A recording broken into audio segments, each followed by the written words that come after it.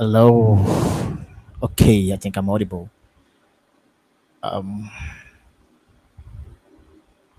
Hey, folks. Uh, yeah, sorry.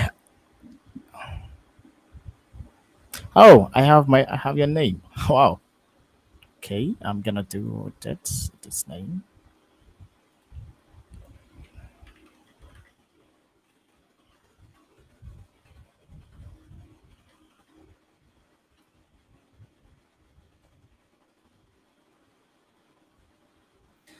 On. Okay, we are live. Hey, everyone.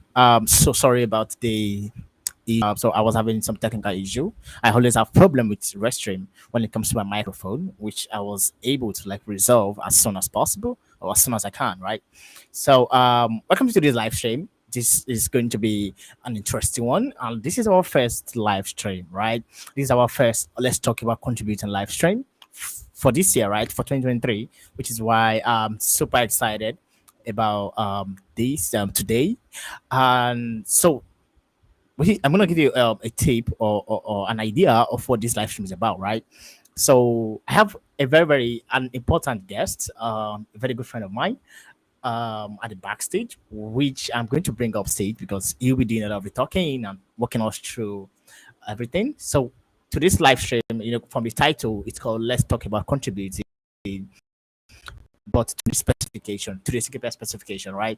Because a lot of contributors come to the AsyncAPI community to contribute. And yes, I know we have tons of tools in the repositories in the project, which you can contribute to as a contributor. But I see very few people tend to contribute to the AsyncAPI spec itself, right?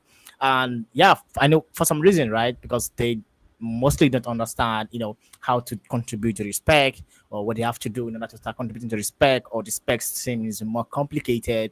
So they would rather contribute to the toolings around the spec, right?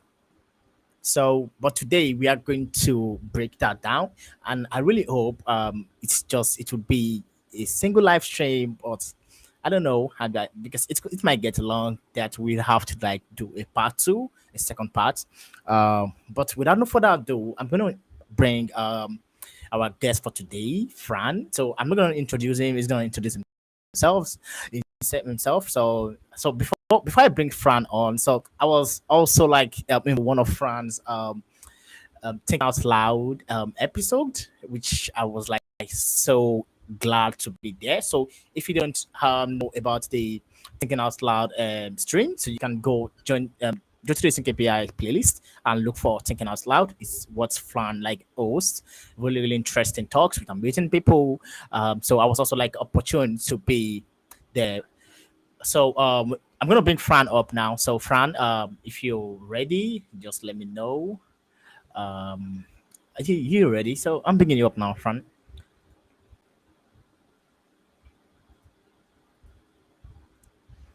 Hey, Fran, you're live.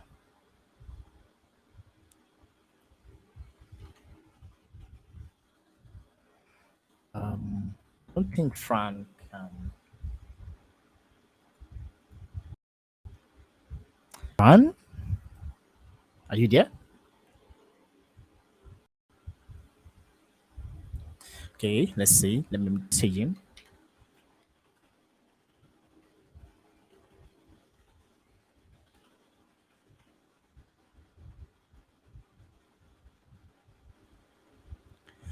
Okay, so I'm gonna assume Fran. Oh, there's a frequent glitch in my audio. Is it uh,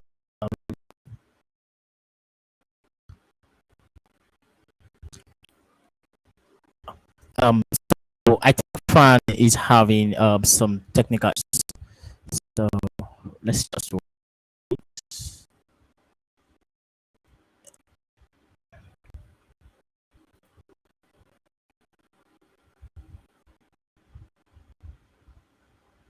Fran is there.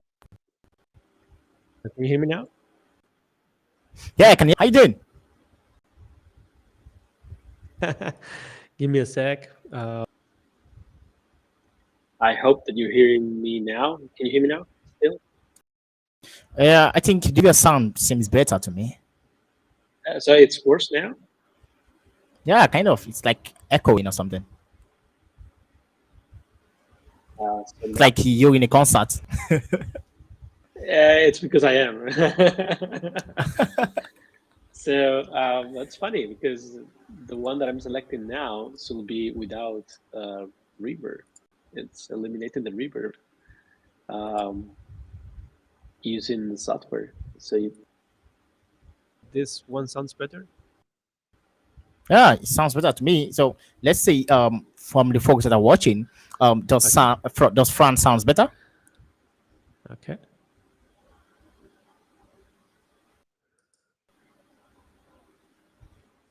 Okay, but to me you sound better. All So I'm pretty right. sure if you don't, they're Okay. gonna complain on the Okay. stream.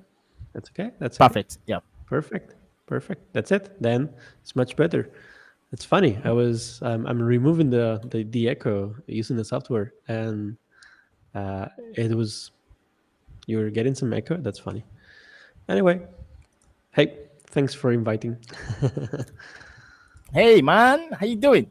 Hey man, we probably have to repeat the last time we did it, like this dances. we gotta we gotta repeat the dances. Man, there's a Yeah. So wanna frequent introduce glitch yourself? on your video. Uh, Yeah, yeah, I have no clue. I think it has something to do with the camera. it's cables, So cables usually. Yeah, the cables. Yeah. um, yeah. It used to happen to me a while ago, and you probably have to change the cable or something, or make sure it's well connected, like properly connected. Anyway, um, hey everyone. So my name is Fran Mendez. I am the creator of AsyncAPI specification and some of the tools, initial tools, and I now work as the director of AsyncAPI initiative, and I also happen to work as director of engineering at Postman.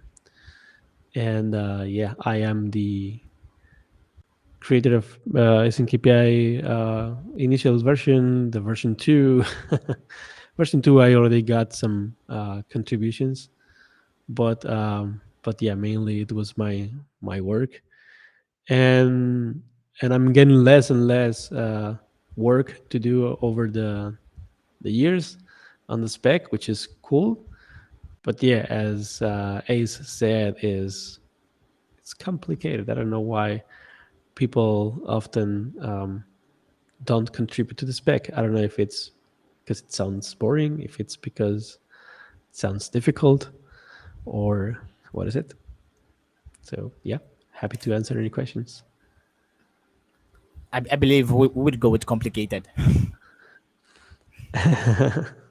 Well, it can be boring as well for some people. Yeah.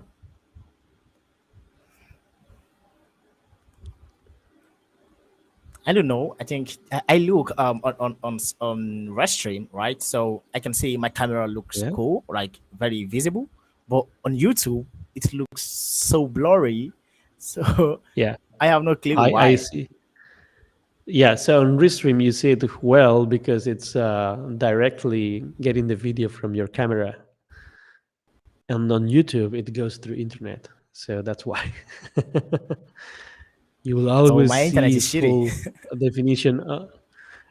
It looks like yeah, looks like your internet connection is having some Yes. troubles. So yeah. So if you're watching the stream, and the thing is, I look more handsome. So just forget about the blood. So so sorry about that. My name is bad. I love it. Yeah. So Fran already introduced himself, an interesting folk.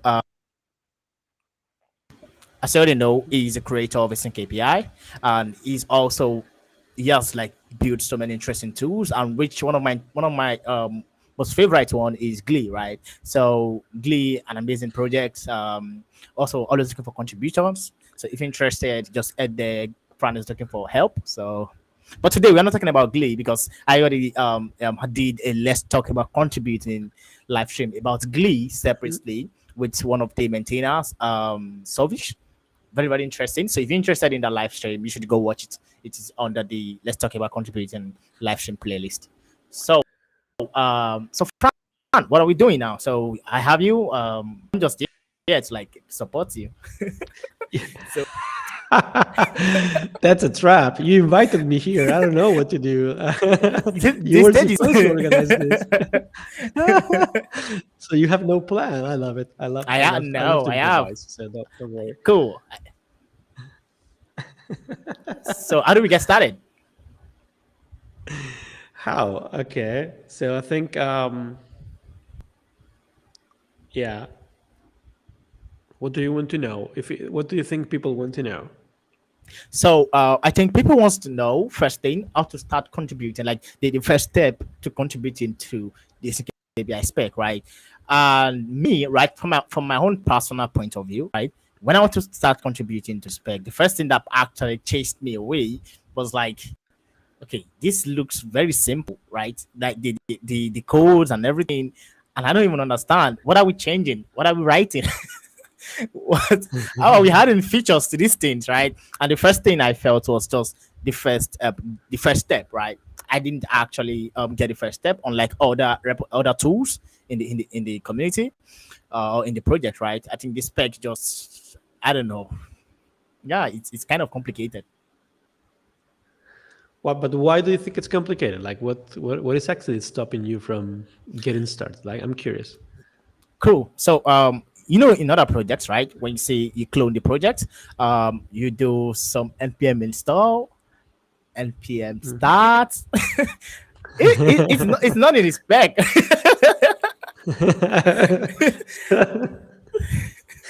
So you're telling me that the problem of the Yeah, spec is that it's a spec? yeah, it's the spec. Then we got a problem because we cannot solve that. It's gonna be a spec forever. That's unavoidable, right? So yeah, but I think I get what you say. Like, you don't have a way to see if it works or not, right? Like you don't have a way to Exactly. try it, to test it, to play with it. Um, yeah, the thing with this is that when you're writing a spec, it's true that there are many there are multiple factors here, right? That you need to take into account. For sure, the development experience, or the writing experience of the spec, because it's not really development; it's just writing it. Um, just right, as is as if it's not enough. Um, the thing is that it's what you said, like you don't have a way to easily test it, to easily try it. But so what I do usually is I open code editor, VS Code, for instance. That's what I use mainly.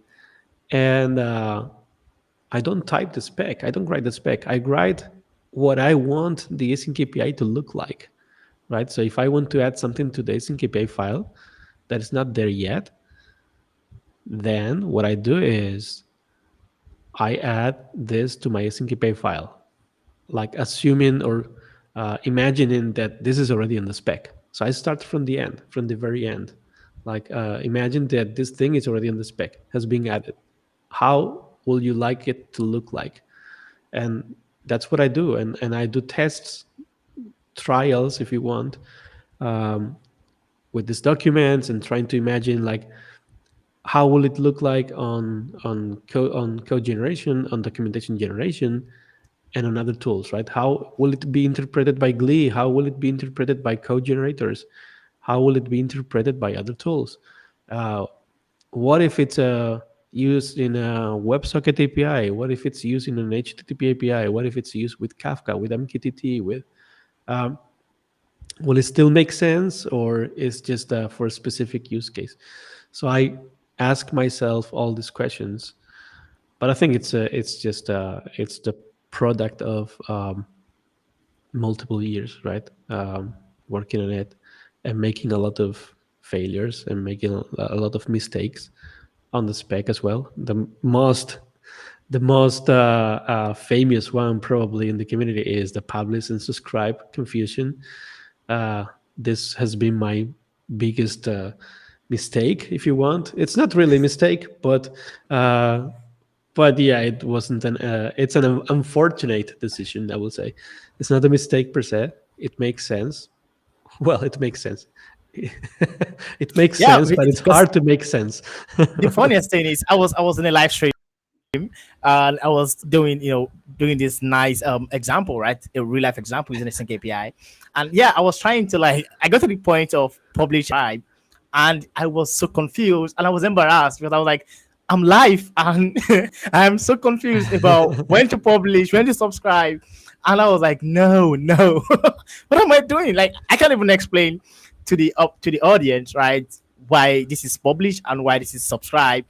So I was trying to break down. I was trying to break down the complexity. I got confused myself in the process.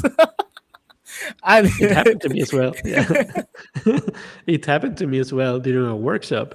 I was using publish and subscribe reversed, right? So I was using subscribe where it will be published and the opposite, right? And it wasn't working, and I was like, why is not working? Like the code generation wasn't working, and I was like, oh damn it, I used it reversed, like the other way around, and I used it reversed. And the problem is that I already explained the meaning of publish and subscribe to the attendees of the workshop.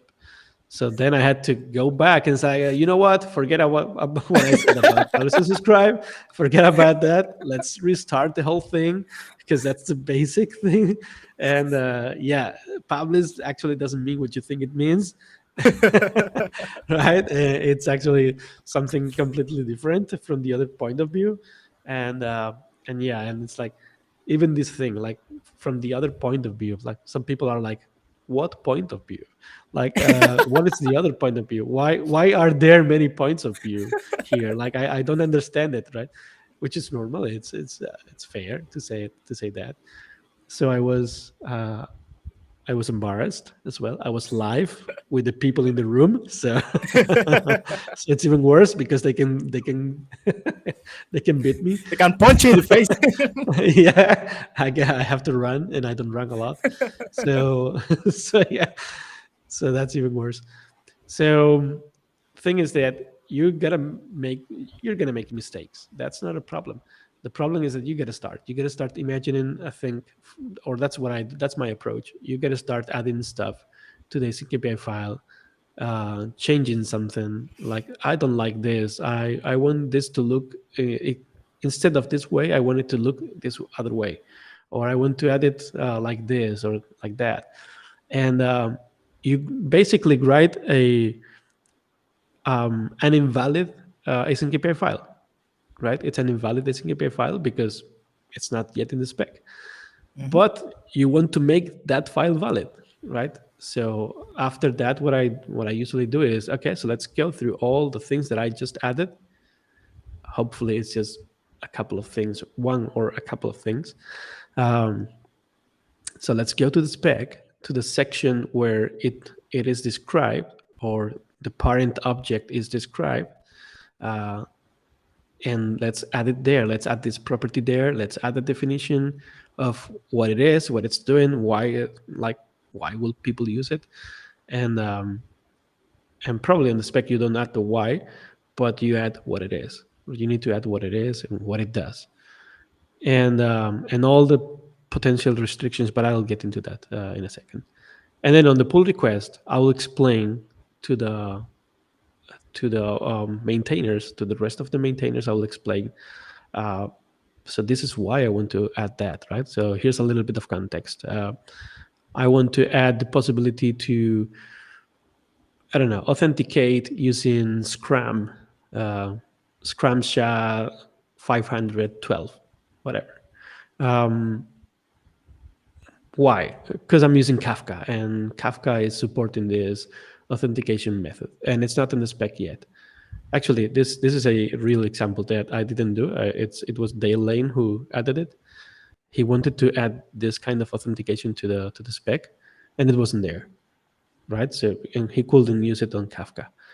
So that's a valid case. Like, okay, so yeah, Kafka people should be able to use a spec with this authentication uh, method.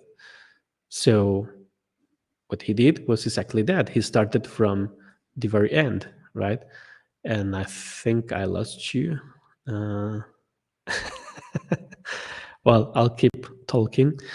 Um, and yeah, and what he did after that is, okay, let's try to locate where people are in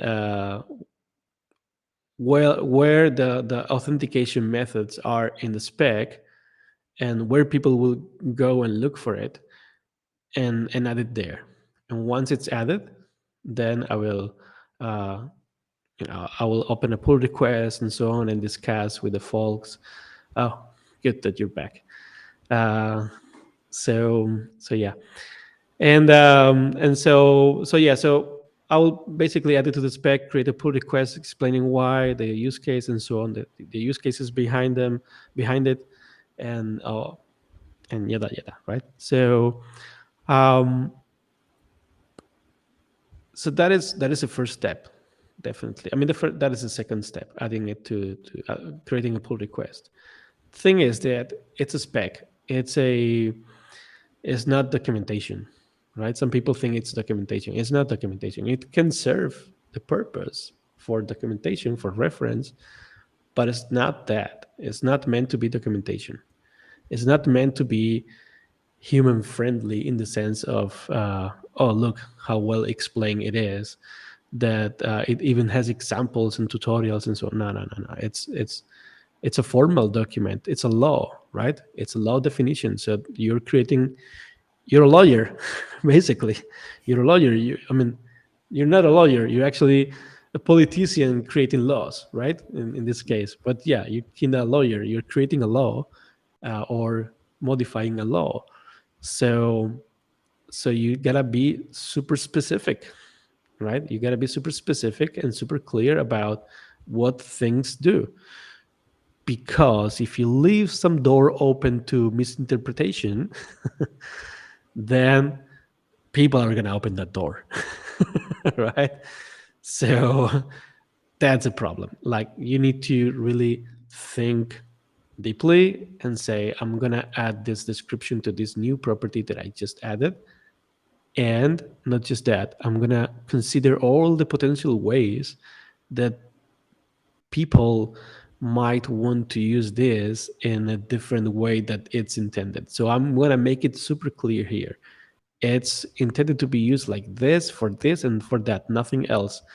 And you have to use specific vocabulary of specifications. You should be using must, should, um, things like this, right? So when or it's recommended, so you need to be careful with these words, right? And learn them. In the beginning of the spec, there's a link to the RFC that we actually follow, which is exactly using this language. It's pretty common language on specs, which means that if it says must and it's all uppercase, it means that it's a must. You actually have to use it like this. It has to be like this, and there's no discussion.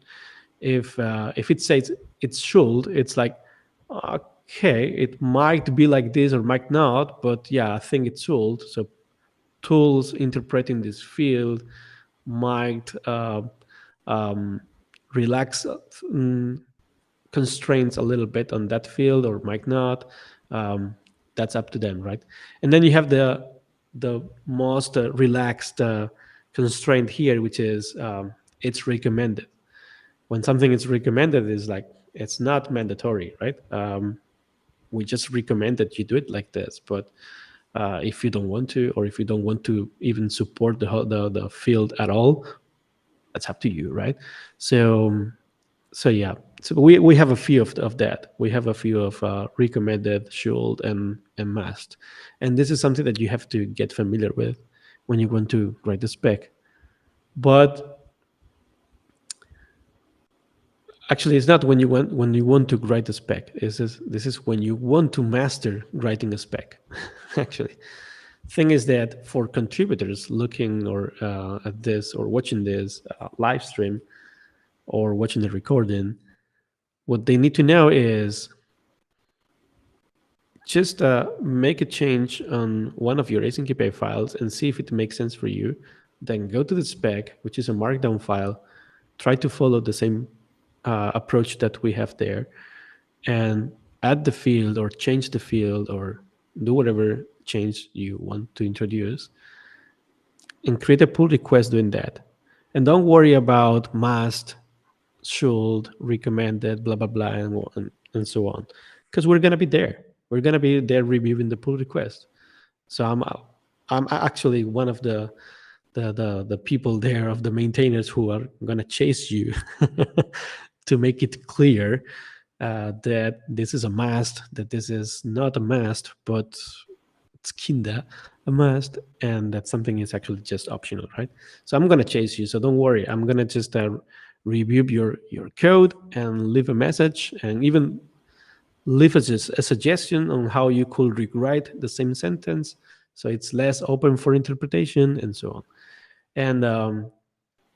And so this is for um, contributing to the spec, right? That is just to. I'm not even touching on the stages of the spec, because I think for the initial contribution process, it's not needed. You just make a contribution, a pull request, or an issue suggesting that are gonna do it like this, or you want to do it like this, and that's it. But yeah, like yeah, pretty much. I think pretty much is that. Like, if there are some people watching now and they want to ask any questions, I'm happy to answer them as well. So yeah, does it make sense even with the It connection does. cats? Yeah, it does. It does. Yeah, I think I'm gonna try to change my internet service provider. These people, these guys have been shitty, man, fucking shitty. So I need to dump them. I need to get a better one. Better one. Uh, uh, you're mute.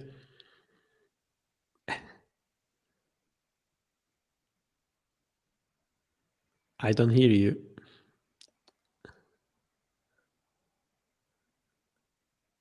No. Oh man, you have the most unstable system in history. It even mutes you without doing anything.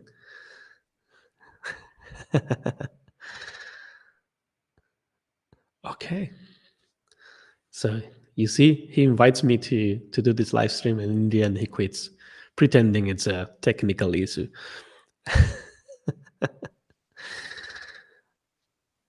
No, you're mute. Go figure out. Like, maybe it's on the software. Maybe you're mute on the software, on Restream. No, press M. Can you press M? Letter M. No, no.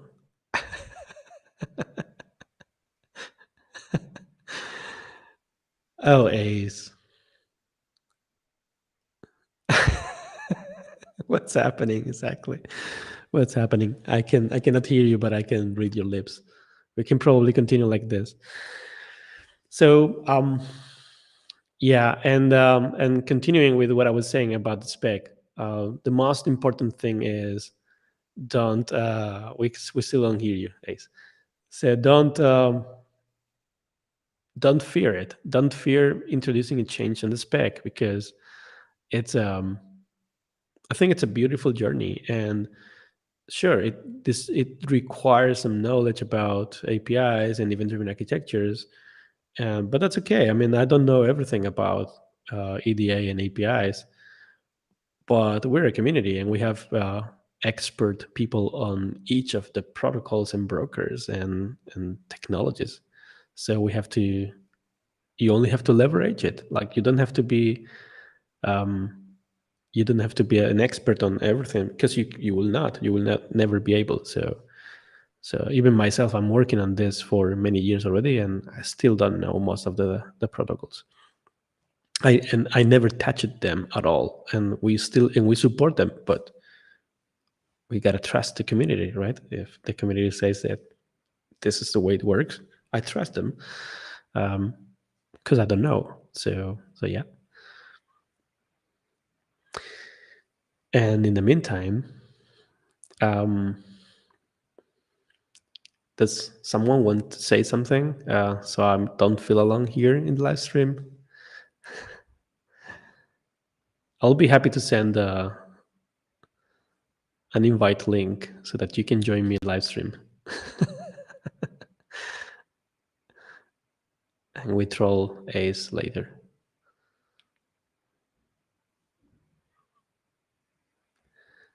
Peter, I think you're watching. Peter, you were on the chat before. Say something. Want to join live? I can send you a link. I'm gonna do it now. Not sure if it's gonna work, but yeah, worth trying.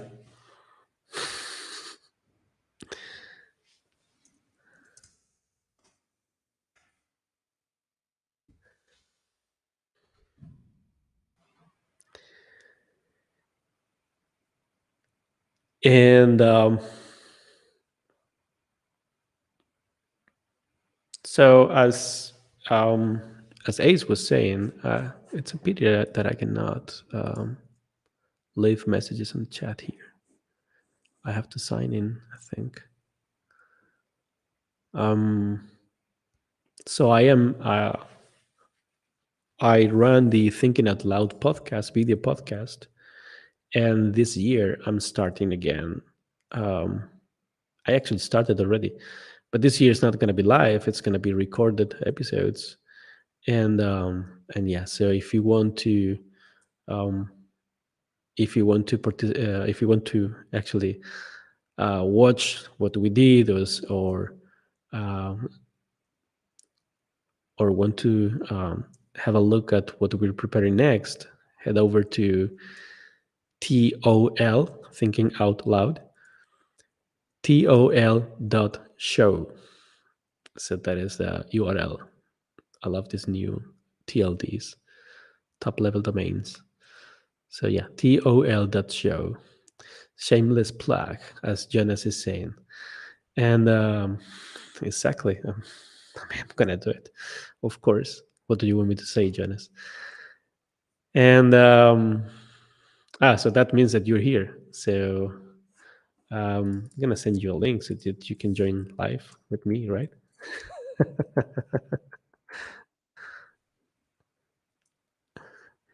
Oh, Rajendra, good day. Sure. Shoot that question. I'm happy to reply any questions. Please fill the time with me.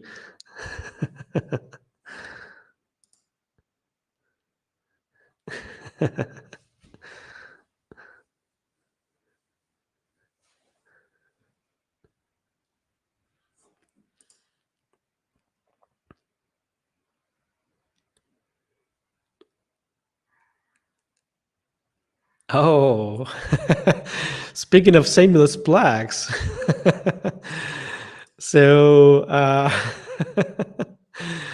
so speaking of shameless plugs, as Jenna said, yeah, there is a book coming up, but not for AsyncAPI 3 release. Uh, it's going to be for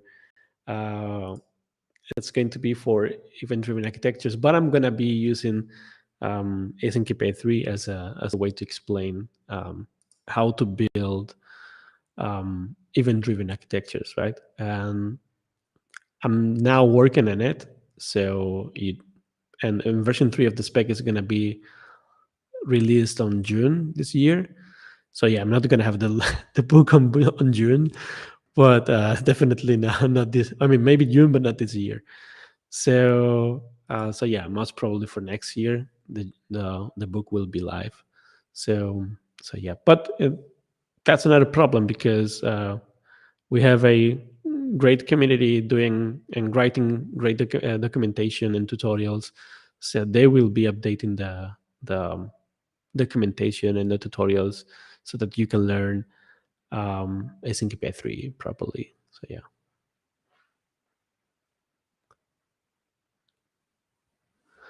And I never explored LinkedIn Learning, but um, but yeah, I agree with you. Like if we can be on in any in many platforms, that will be perfect.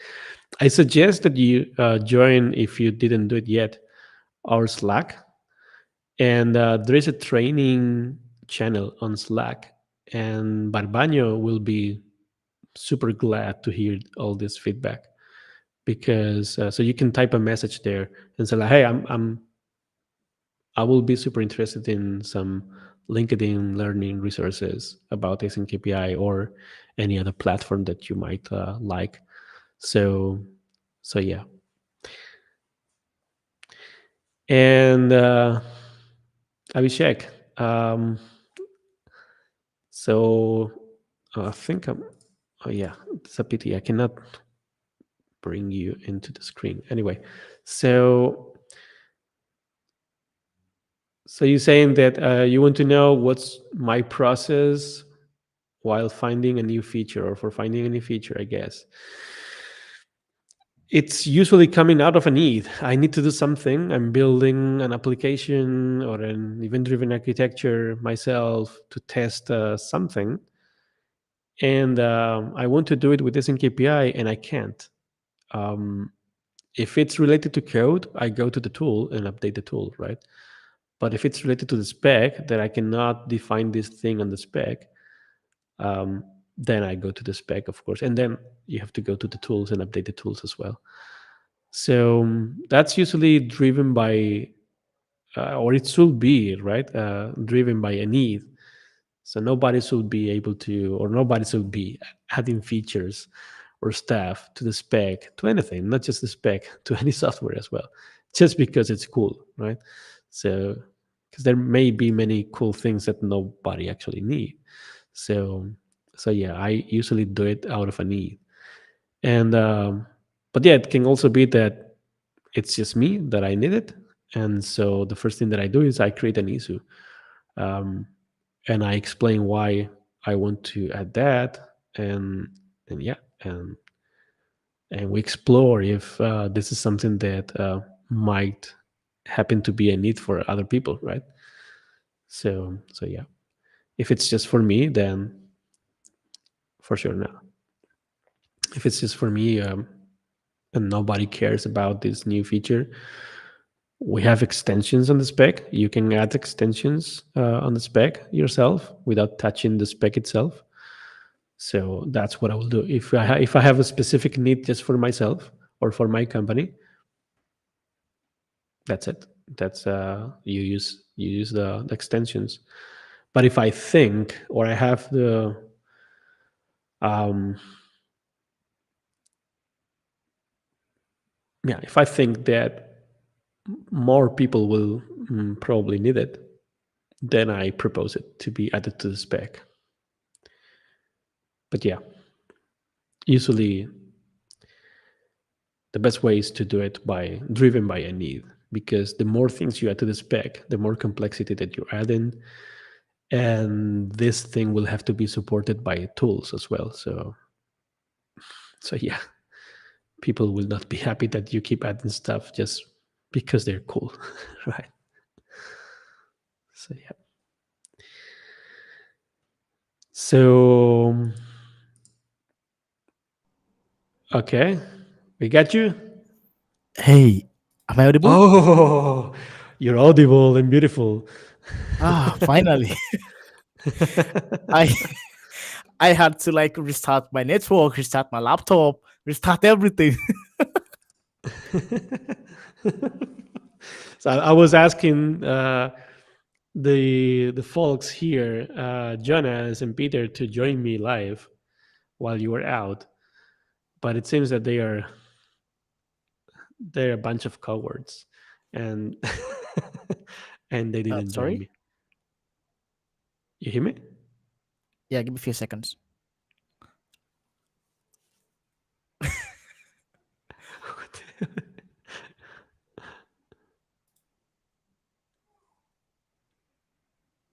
Yes, your voice finally sounds like it came from heaven. You don't hear me? No. Okay, we hear you. What the heck? I can't hear shit. uh, I'm gonna type that we hear him just in case he says something, something really bad. Oh yeah, Lucas is really great, Rajendra. So he's really cool, and and actually, I think we have many cool people in the community. So yeah.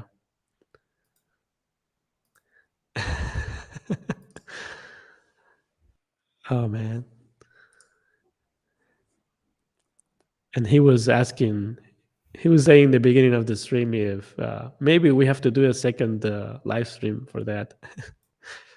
Most probably yes, if we continue like this. But it's funny.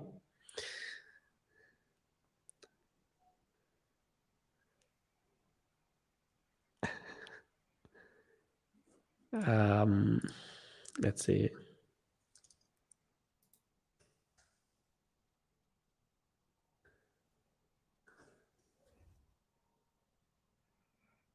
I think he's using this wireless Cool, speak. cool. I can hear you now. Can you hear me?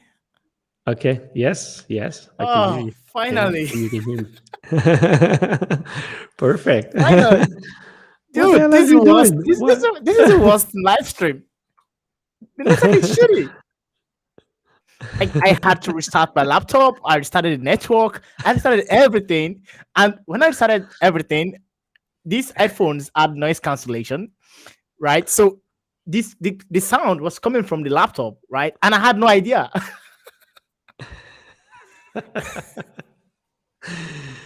Oh man, But I'm back now. it's What did so I funny. miss?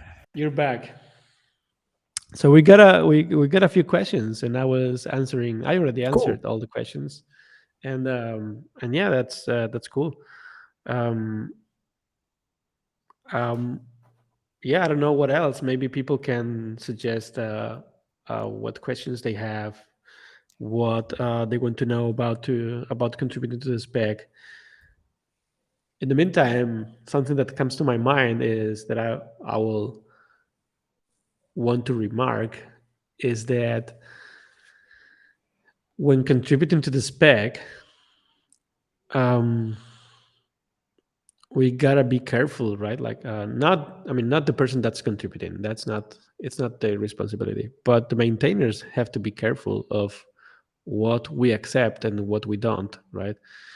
And it's precisely because it's whatever it's added to the spec will have a huge blast radius radio radius radio anyway. So it will have a huge impact down the line, right? So because everything that gets added to the spec will have to be supported by tools eventually. You Mhm. see, I make jokes about event driven architectures eventually. Eventually. So so so yeah, so it will have to be supported by tools, or not just tools but products as well. So there are companies who are giving support to AsyncAPI on their products, and whatever we add to the spec is potentially a lot of work on their side. So so yeah, you got to be careful. Like what I was saying is that don't add stupid things, or don't add things just because they're cool, right? You- so but that said, please don't fear that situation. So it's completely okay, and it still happens to me from time to time, that I suggest something that actually does make sense, right? Or yeah, like when I suggest it, it's like, oh, that would be super cool to have it, blah blah blah, right? Like it's a cool super use case. But the reality is that once you think twice and you get the argument of your folks, of the community, it's like, okay, yeah, it's true. Probably it's not that funny or it's not that cool to add that, right? So, uh, well, funny is not the word, but yeah, probably it's not that cool to add this feature to the spec, or not that useful, right? So yeah, um, whenever you have some idea, just go ahead and create an issue or create a pull request implemented that, like barely implementing that idea. Um, we have um, multiple stages on the spec. The first one is called, I don't recall the name of the stages. You gotta let me check. But I think it's yeah, kind of like, it's not draft because draft is pretty advanced. So by the way, I'm looking at the, maybe maybe Ace, you want to share the link uh, to the document that I'm gonna share Yeah. with you now. Yeah. Cool. Uh, I'm gonna share it with you because I can't. I'm not logged in on I Chrome. invited you. So yeah. This is my stage, man. Well, it is, but it was my space as well. I mean, if I can join on Firefox, and that will be my space as well. But on Chrome, I'm not logged in. Yeah, you gotta stay on So group.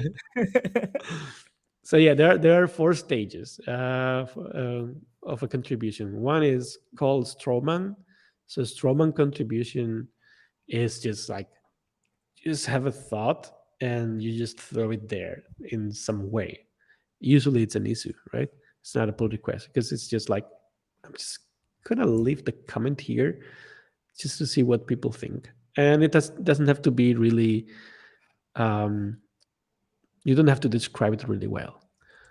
So it's just yeah, as implied by the name, right? So it has to be just that you write it there. You start it. You leave it there so people get to think about it. If it's not clear enough, then everyone else is gonna ask you like, can you please clarify? Because I don't still get it what you mean. That's completely fine. Then at some point you open a pull request because yeah, people seem to like what you're proposing. So you open your first pull request. It doesn't have to be super good, but at least it has some clear explanation of the problem and the solution that you're providing. Um, it has incomplete spec edits, so you edit the spec, but it's not really complete. Um, but at least like you start doing it. You uh, provide some illustrative examples if you have them, or identify potential concerns and challenges and drawbacks. I'm reading the spec right now. I sound like it's all coming from my head, but it's not. I'm reading. So so yeah, so that will be the stage one, the proposal stage, right? But it will be a pull request, even if it's a stupid pull request, stupid as in small, right?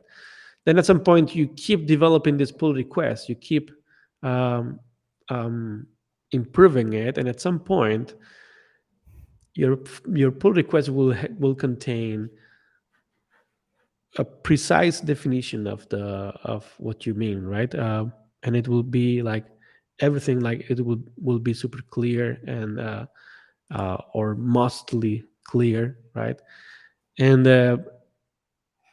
the maintainers will ask you to implement that feature in the AsyncAPI parser and in the AsyncAPI JSON schema, right? So you have to add it to those two tools, the parser and the schema, because the JSON schema definition of the spec is like a kind of like a machine readable definition of the spec that tools are going to leverage, right? So you need to define it there as well, and you need to define it on the parser, because the parser is again, it's like an if it's not in the parser,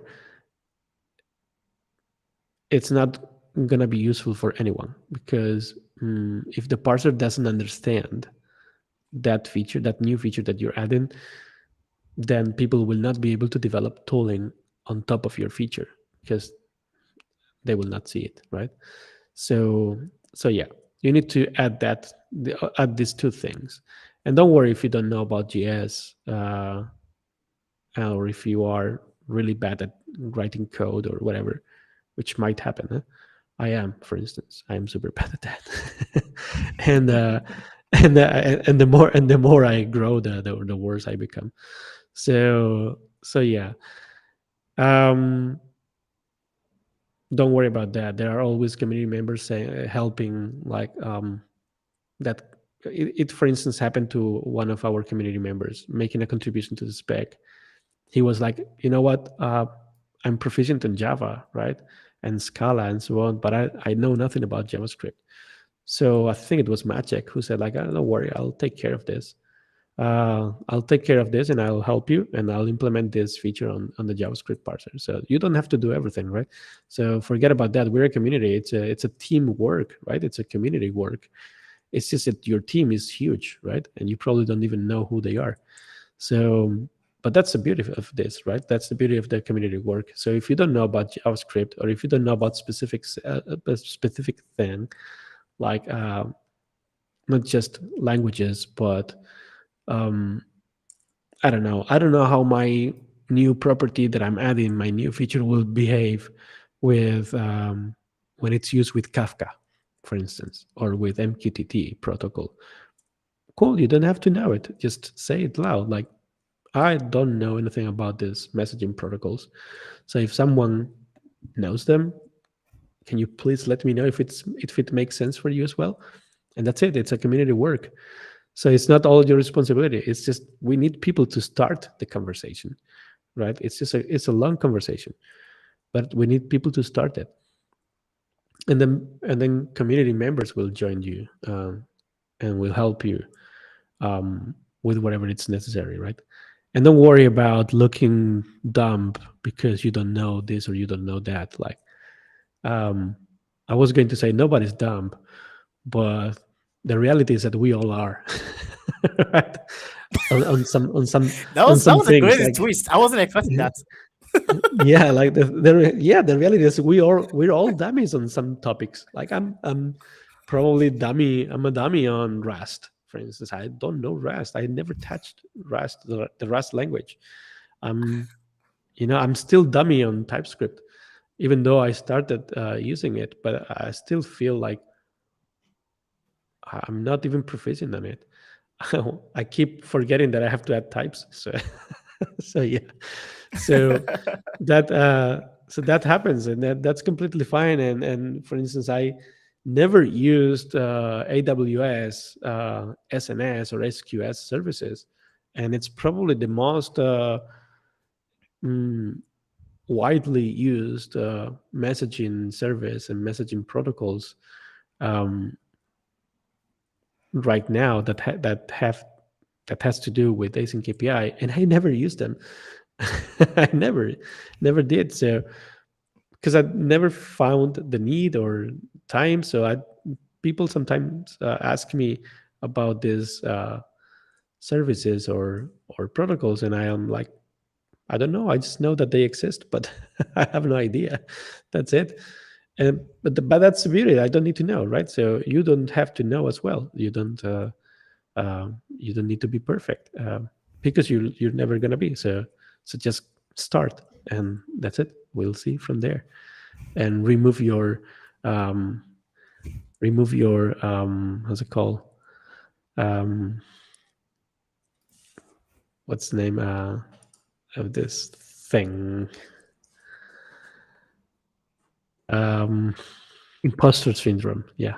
So remove your imposter syndrome, because it's big. It's big on all of us, right? Not just on you. So try to destroy it, or at least block it, right? That's what I do. I still have it, but I just don't listen to it. that's the that's the thing. So They yeah, shut it down. and and the spec is really a driver for imposter syndrome because it's usually seen as a something that only the gods can touch, right? Like only the people who know Exactly. a lot can touch because these people are the ones that know exactly what they're doing. And who am I to touch this, right? So but the reality is that it cannot be like this, and nobody is a god actually. And even if you're a god, you were not a god when you started, right? So you might become an expert on something, but you were not an expert when you started. I was not an expert on event-driven Mhm. architectures. I'm still not an expert on event-driven architectures myself, like on all of them, right? Um, when I started, I was just using RabbitMQ, and I knew few things of RabbitMQ. I bought 3 books that I have behind me here at the time, and I was reading them as I was building my first event-driven architecture in a company, trying to make sense of all the things. So, um, and at the same time, not at the same time. Probably, I continued a bit more with RabbitMQ, and then I started writing the spec. I never wrote a spec myself, but I was like, okay, so this is a markdown file. What can go wrong, right? So, and yes, so if you write it yourself alone, then it's a huge job and it's a huge responsibility. But we're in a community, and we can all collaborate as a distributed brain, right? So we can multiply the knowledge because it will be my knowledge, your knowledge, the other people's knowledge. So all combined will be like a huge super brain, right? And that knows about a lot, that knows a lot of things, right? So that's the thing. So don't fear that. And we have a question from my friend Peter From Pedro. Okay, so you did already. He's saying that we okay. maybe mentioned about good first issues for newcomers, but you already did, Pedro. So yeah, um, maybe you want to mention something, Ace? Yeah. So it is quite related to Pedro's question. About as a contributor, you might eventually not have. I hope I'm audible this time. Cool. So as a new contributor, right, you might not have this proposal to do, right? So it might be you want to fix existing issue, right? Or just like sometimes somebody just drops a proposal there, right, but not implementing it. But maybe somebody, let's say Pedro, for instance, dropped a proposal about on the spec, right? But he doesn't want to implement it, or he doesn't have time to implement it, and it sounds like a really nice proposal, right? Somebody in the community wants to implement it, right? But this is the first time this person is contributing to the spec. So I was thinking, right, this whole session is about breaking down what the spec is, how to contribute to the spec and stuff. Then I was thinking, what if we can have another session, right, about where you walk us through, how this contributions phase looks like, right? Writing the code, implementing a simple proposal, or fixing just a simple good first issue on the call, right? What do you think? Do you think it is something you are up for? And you actually made a great point. You probably don't have to come up with a case with a feature that you want to add, right? So that's a good point. You probably the best way to start is to get someone's proposal, someone's issue, and that it's not yet implemented for the reasons you said, and do it yourself and implement it yourself. That's a good way to practice. And yeah, you probably see on the issue, you probably see that this person already proposed it, but they don't have time to work on it, or they don't want to, or whatever. But you already see on the conversation that um, maintainers like it, so they're up to it. But yeah, like we cannot be adding all the things ourselves, right? So that's a good point. That's a good way to start with it, to start contributing. Pick something um, that might look appealing to you, or if you don't know, because that might happen as well, that you don't know what can be easy or what can be manageable for you. Just head over our Slack uh, workspace. There's a how to contribute channel there where Ace is continuously monitoring, even during the night, during the in his dreams. In his dreams, he's also No, monitoring I'm it. not. No, I'm not doing that. He is, trust me. So, so yeah. So you can ask for guidance there, and yeah, and if Ace doesn't reply, someone else will do. But yeah, Ace is gonna reply at some point there, because, as I said, like Ace is monitoring it, or Lucas might be monitoring it, or maybe someone else from the community sees your comment and say, "Sure, I'll be happy to help you."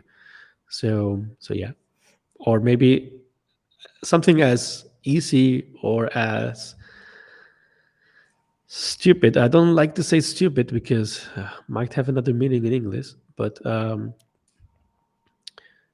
as just going there and asking, okay, can you please help me find an issue that you think I will be able to solve? And that's completely fine. We can do a call or something. We can have a chat and say, okay, so you want to solve one? Please let me know. What do you know, right? Because I need to know what you know, so I can recommend you certain thing over another, right? And that's it. So you tell me, look, I'm not really experienced it. Only know a little bit of this and that, but I want to learn. Cool. So we'll find a good first issue for you. And if there are no good first issues, at least something we can do is, okay, so I'm gonna just guide you in how you can get started. Just get started this way, and whenever you're stuck, whenever you have some blockers that you don't know how to continue, reach out to me again, and I'll keep helping you, and we can do this together until you get it done. And once you get it done, you already have experience contributing to the spec. You've already done it, so you already know how it goes, and you learn something. You learn, actually, probably many things. You learn many things, and it's just a matter of continuing, right? That's how we all learn, by doing, basically. So yeah. Why does it feel like Fran is motivating me? You're like a motivational speaker. Yeah, I can feel it in my blood. I probably need to change my job and become a motivational speaker. Do I have to speak like this? Yeah, Yes. you can do it. You I can can, contribute. I can already see some folks like, oh, damn it, like taking out the headphones. No, don't do this. ASMR. We can do ASMR, right? You know what? You know what ASMR is? No. Is these people that do sounds on the mic, uh, but like, these people. Um, it's really weird, but it's some people that sometimes it's like they speak like this on your ear, right? I It's don't, like, I don't whisper it. and they record themselves um, eating and things like this, so you hear the sound of their mouth while eating or drinking, or so. That's a thing, actually. It's a thing. What? It's a thing, yeah.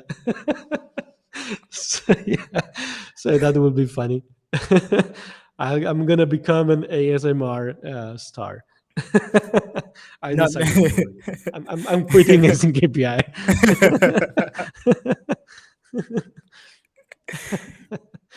Cool. Really, really nice. Really interesting. Good luck on your new career. And so talking about that, now we've learned so much about contributing to the spec. Despite the fact that I was on and off, but I feel it was really amazing. And yeah, so my last question, which is actually a suggestion, is right.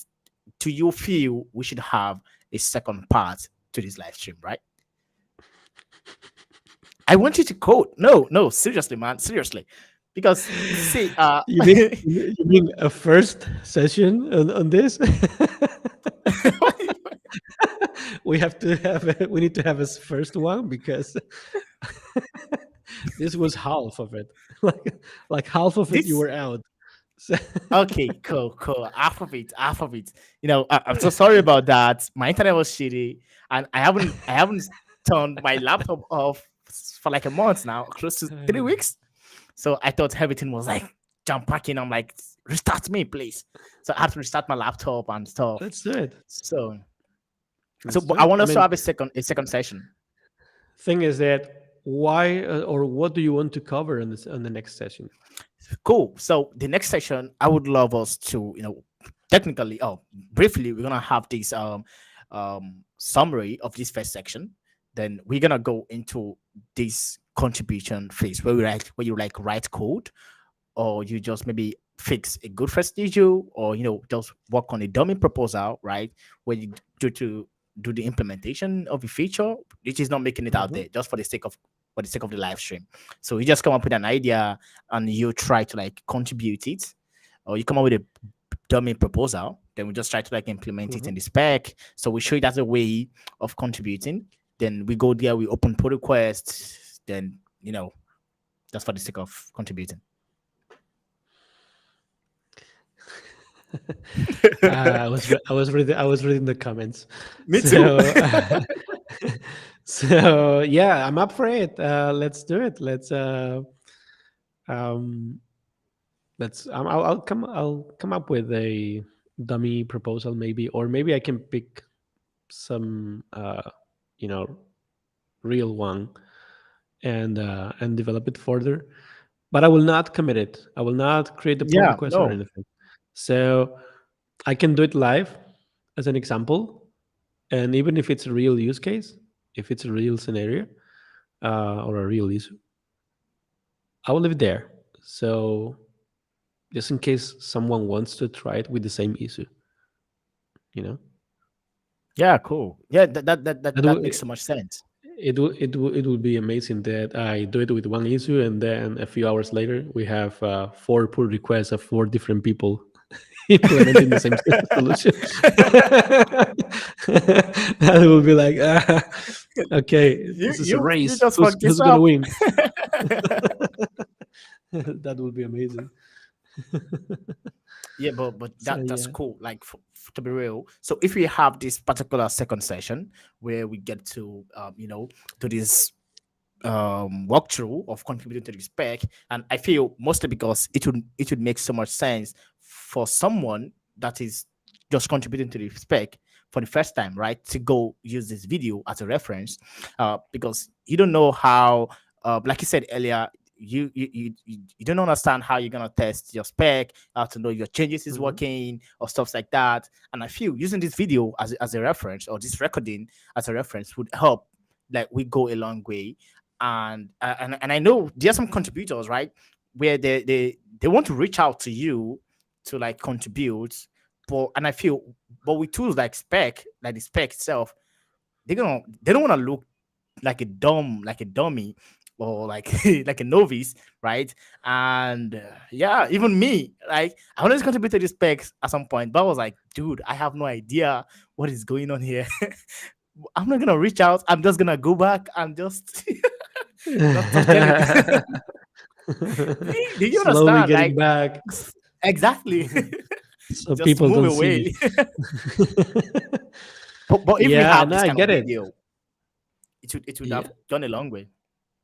I get the sentiment. So that's why I was trying to motivate people, right? Because it's really a lack of motivation, and it's a fear of people. They fear looking dummy, and it's an imposter syndrome. Always, it's always the same. So yeah, like let's do it.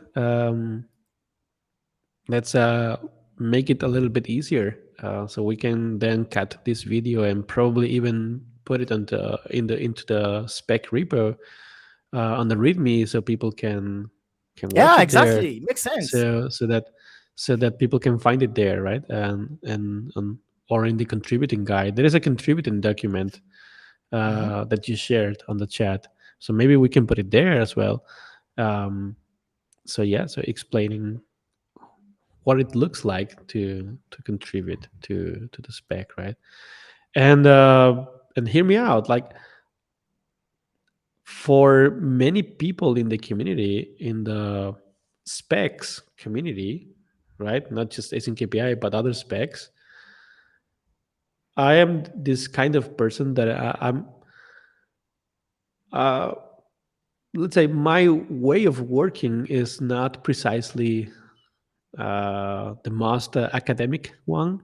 So I like to do things in a pragmatic way and practical way, right? So I prefer to do small things, practical small things, and that I can immediately see value, right?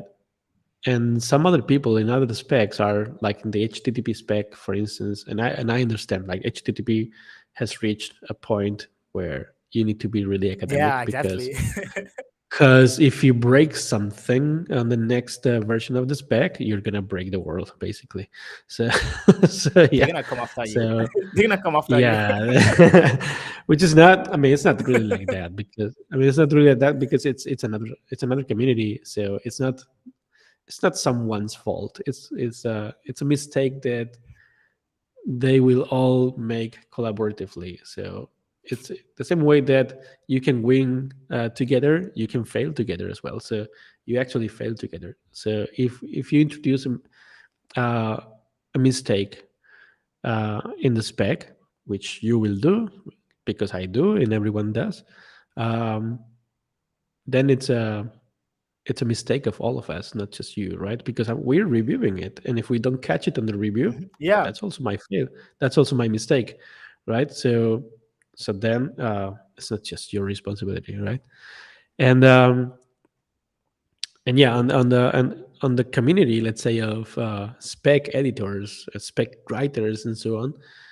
Um, I'm not that kind of academic, super um, pulchrous person trying to Oxford.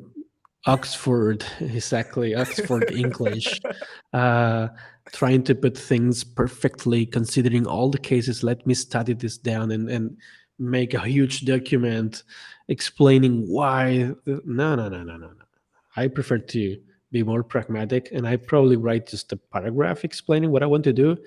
If you don't understand it, or if you think that you need more context, I will add it. And you still don't have enough, I will add it. I will add more. And like this, not writing these long documents explaining the current state of event driven architectures. And I'm gonna make a research about it, and after that, only after that, I will propose this change in the spec, because I need to research what's the current state of event driven architectures and APIs. No. No, I'm not gonna do that. But I know many people who do. So to them, I look like dumb, and it's funny, and it's funny, and I know, and I don't care, because it's like to me they look like dumb. So it's mutual, right? So so it is a what I mean is that, yeah, it's all a matter of what's your preferred way of working, right? That's it. For instance, I favor uh, pragmatism. I favor user experience, development experience, above being super academic and specific and using the proper words in proper English, perfectly described. And now, wait, I mean, I try to be good at writing stuff, but yeah, I don't get mad at it, right? So, so yeah. And I think I'm gonna add something. So concerning the pub sub like concept, right? one thing I noticed, right, even despite the fact that you get confused sometimes about what is publishing, what is subscribing, but I feel, right, if you get to understand this concept and how they work, right, it also like gets you thinking about how what your application is doing, right? And I understand, like when you say publish, I'm like, okay, publish from the word publish means I'm publishing, right? And subscribe means I'm subscribing. And I was watching one of your live streams with I think on Postman YouTube channel. I think it is on the AsyncAPI channel, right? And you were explaining this whole publish subscribe concept, and it was really interesting, right? It was like I was like, okay, this English isn't right, right? If we had to follow the English, like the words like publish, then I'm like, I think Fran is nuts. What's he saying? I'm like, what are The you? thing is that in this case, I have to disagree with you. I think in this case, it's correct English. It's just that the subject of the sentence. Look what we're talking about now. We're talking about language now. Like this is a language lesson. So the subject of the sentence is not who you think it is. That's the problem. So publish. When I say publish, you were saying I see publish, and it means that I can publish. Sure, cool. But there's another way of seeing things there, which is if I see publish, it means that others can publish. So the Can publish sentence is so the subject is not I can publish. It's not I, right? The subject is they others. can publish to me, right? So that is so English wise is correct, but it's good that you mentioned because this is precisely when I was starting to write the spec on version one, because this problem has been in version one already, and in version two. Um, when I was writing the spec, I precisely had that imposter syndrome at the time. That who am I to write the spec? But I'm gonna do it anyway, right? And I was surrounded by many people in many cases who were already experts in the field, right? Writing specs, and they were experimented people, experienced people, right? So I was I was saying like I was following their advice, right? But the problem is that even experienced people can be wrong as well, right? And that's something that we don't realize, and they can be wrong. And the more senior, not the more, but usually the more experienced you become, the harder it is to change your point of view on something, right? Because you think you're right, because you've been doing this forever, right? So how are you going to be wrong, right? Or not completely right, at least. So what happened is, and it happened, for instance, in the past with React. You're probably too young in the space, but when React was introduced, and when React was uh, introduced to the community, and it was announced and everything, the whole way of mixing HTML with JavaScript and so on, that was completely forbidden. That was like there was a best practice that was unavoidable, that was saying like never, never, ever mix HTML and JavaScript in the same place, because it's a mistake. Categorically, it's a mistake. And we were all of us living by this. We were living by this best practice. Don't break this practice because it's true, right? Well, the React folks prove us wrong, right? Like, well, there is a way to do this in a different way that might make sense. And the reason was we were trying to mix JavaScript and HTML in the wrong way, but because Mm. we didn't know that there was many ways, we thought that that was the only way. Um, and as not the wrong way, but in a different way. So what we were trying to do is trying to mimic, or trying to, how can I say it? Like, we were trying to extend HTML tags to do loops and things like this, and ifs and things like this, and things that you have on a programming language, on a real programming language, right? So, um, so that you can embed a piece of a script, but the for is actually an HTML tag and so on. So it's not that it's wrong, but it's limited. It's really limited because you will never have a fully functional programming language in this case, right? And I know I'm going too far from AsyncAPI now, but I think it's good for the case. But the React folks came in and say like, no, wait, I'm not proposing that. I'm proposing that you write a JavaScript file, not an HTML file. You write a JavaScript file, and it's gonna let you return kinda HTML. It's not HTML precise, but it looks a lot like HTML. So you can Mhm. return HTML, right? And so because JavaScript doesn't support that, we will need to build some kind of tool that will translate this into proper JavaScript because HTML is not allowed in JavaScript, right? So at the time when we were seeing JavaScript and HTML in the same file, we were like, no, no, hell no! Like this is breaking the best practice, right? And that's not gonna work. We all know that this is gonna end up really bad.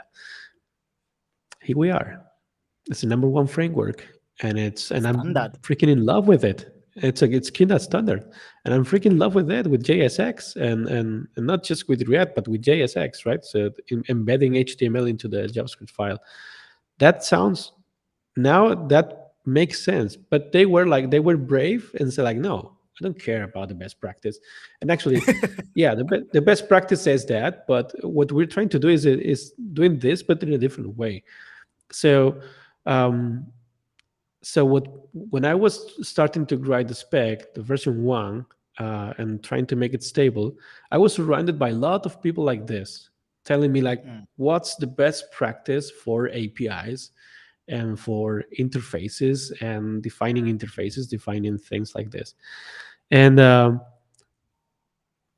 and I want to say this clearly, like they were not doing it in a with bad intentions or anything, but they were telling me many times like the way you should do this is like it's wrong that you define the application. You should be defining the interface.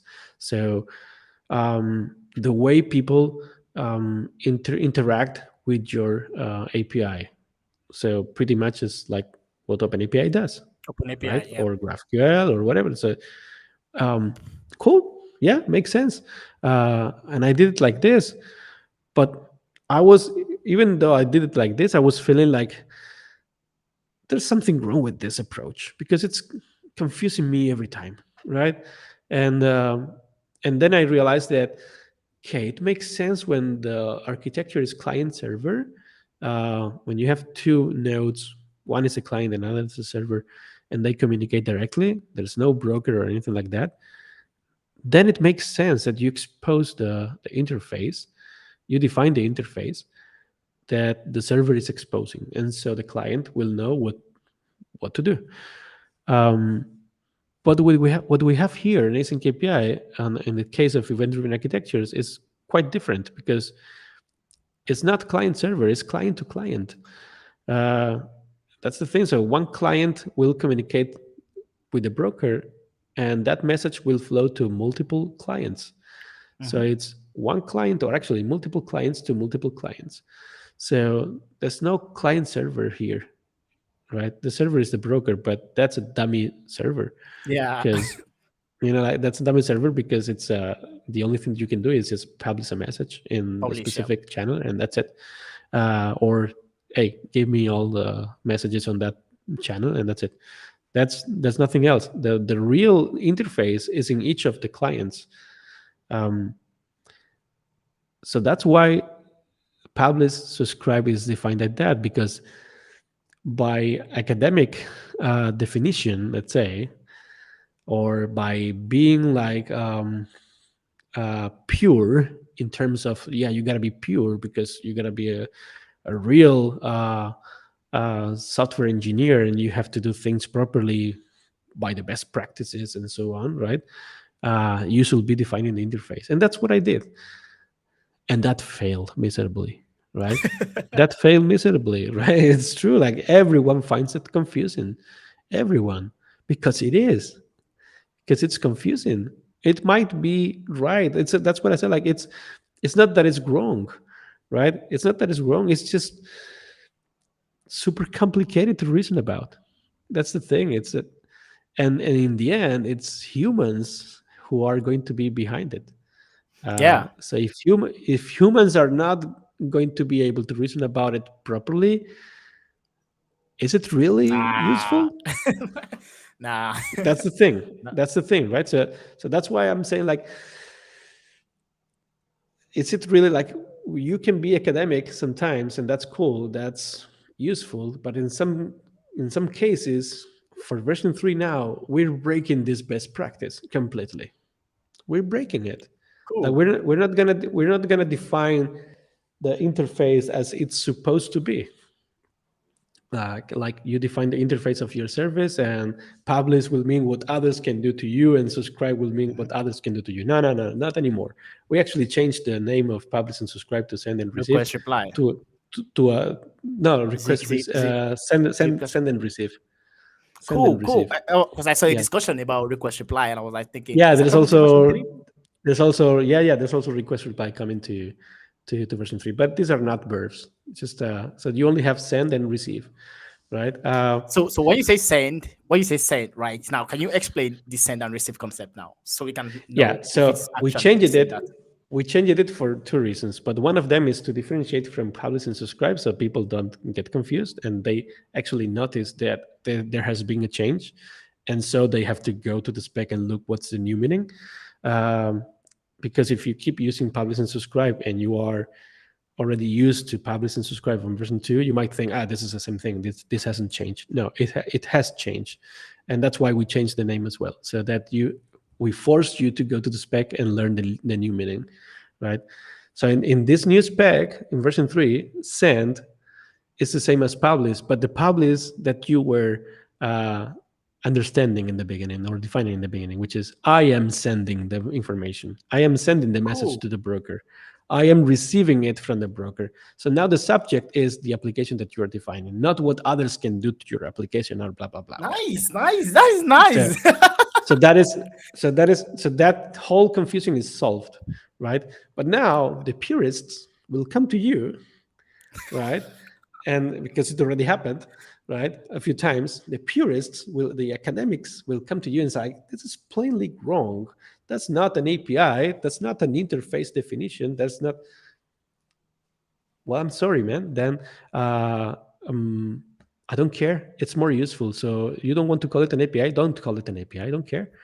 Who said that we should be doing sticking to the typical or proper by academic rules API definition? Nobody said that, right? Nobody said that. We need to be building things that are useful for the community, not for the academic definitions, right? So it's the other Mhm. way around. So definitions should be serving the people, not people serving the definitions, right? So uh, that's what it is now. Like it's still an interface definition, but it's not the way we are accustomed to.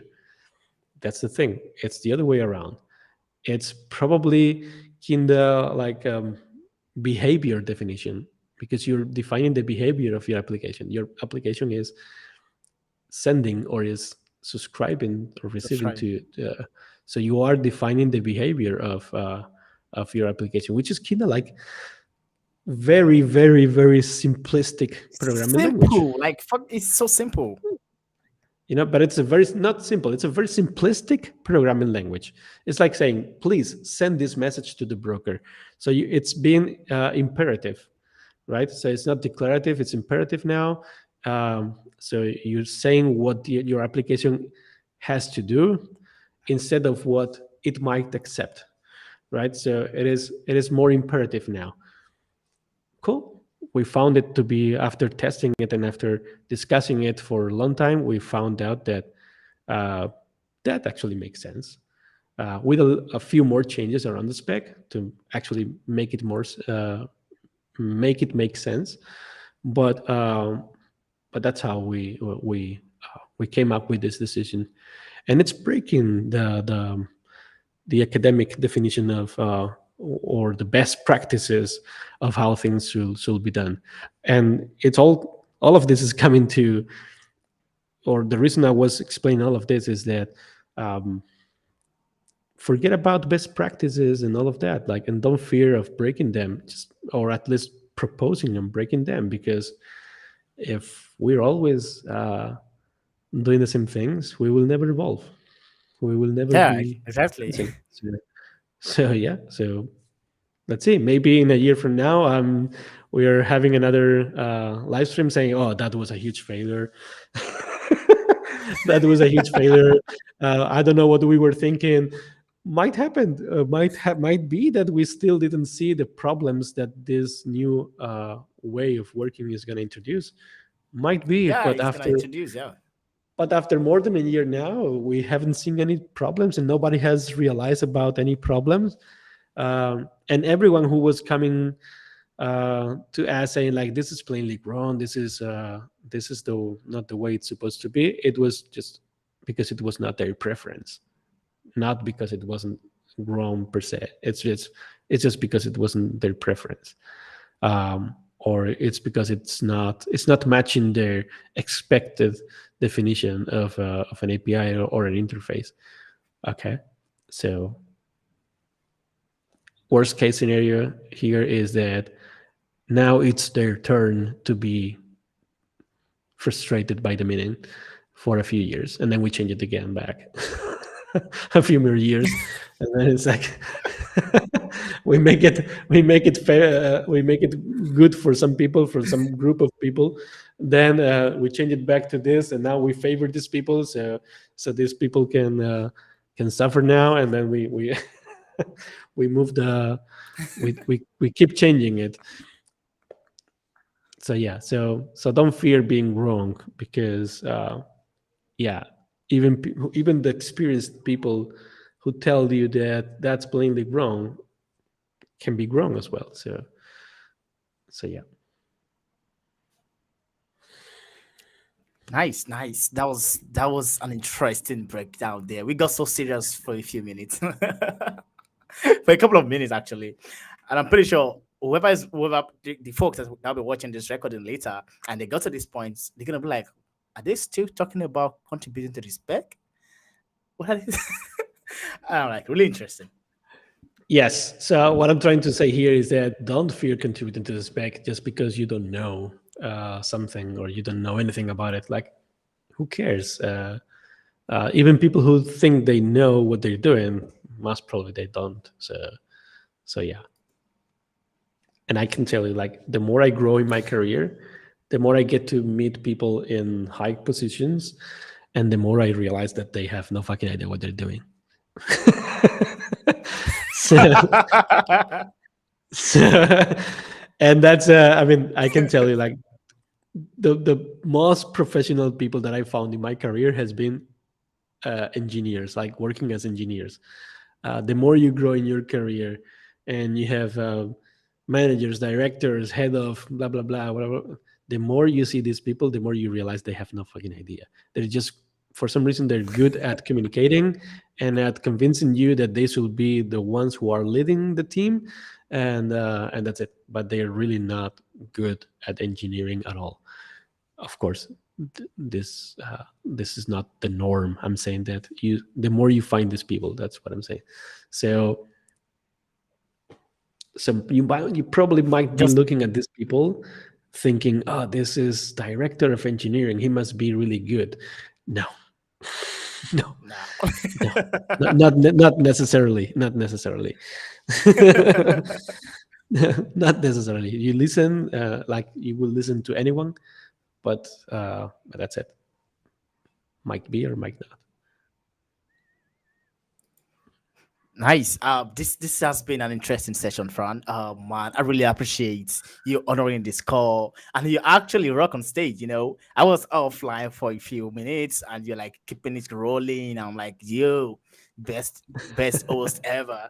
And I'm like, yeah, because you also have your own live stream and thinking out loud. So it's probably your thing. You know how to do it. So and you've been doing community meetings like back then before Wukash took over, right? So Yeah, yeah. you're Actually, really OG. I was tired. I was tired of doing community meetings because I got tired of it. Uh, I was so tired that the very first meeting that Lucas joined as already working for me, because at the time he was working for me, for Fran, not for AsyncAPI or for Hmm. Postman. Uh, the very first moment he joined, he was working on AsyncAPI, and he joined the meeting. I was like, okay, you take it from here. Uh, Just like I that. was so tired.